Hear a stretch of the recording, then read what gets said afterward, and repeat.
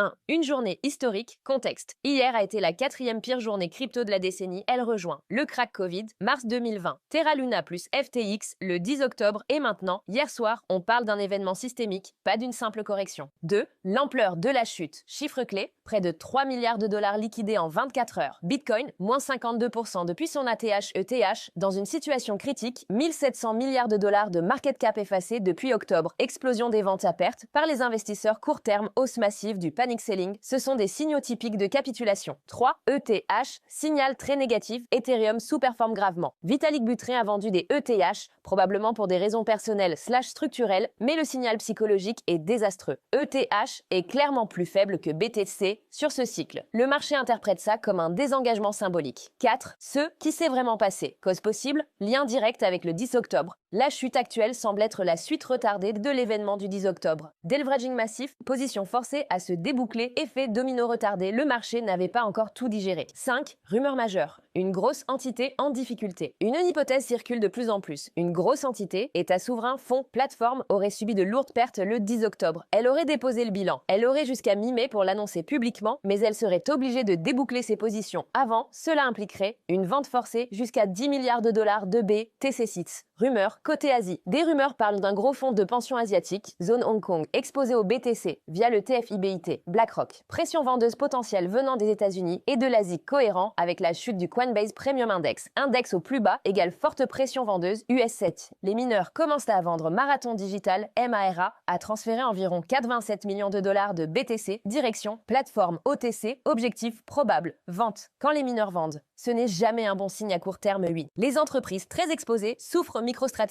Environ moins 8 milliards de dollars Bitmain. Environ moins 8 milliards de dollars bilan, fragilisé par la baisse prolongée, effet boule de neige sur la confiance institutionnelle. 9. Indicateur de capitulation. Plusieurs signaux explosent. Bitcoin Bull Score Index égale 0 flèche, aucun momentum haussier. Chaque rebond est écrasé immédiatement. Short-term holders. Environ 60 000 bitcoins, vendus environ 60 000 bitcoins déplacés à perte. Le marché est en mode survie. 10. Contexte. Macro. Très défavorable, dollar fort flèche, contraction de la liquidité mondiale. Marché en mode risk-off, écart de taux 2 ans/10 ans environ, égale 0,71. Flèche, signal de stress économique, ET, FBTC. Flux négatif, déclin démographique global égale moins d'épargne, moins de liquidité à long terme 11. Conclusion, la chute n'est pas due à une seule cause, mais à un deleveraging massif, des ventes forcées, des rumeurs crédibles de faillite, une contraction globale de la liquidité et une capitulation psychologique. Les indicateurs suggèrent que la baisse n'est probablement pas terminée.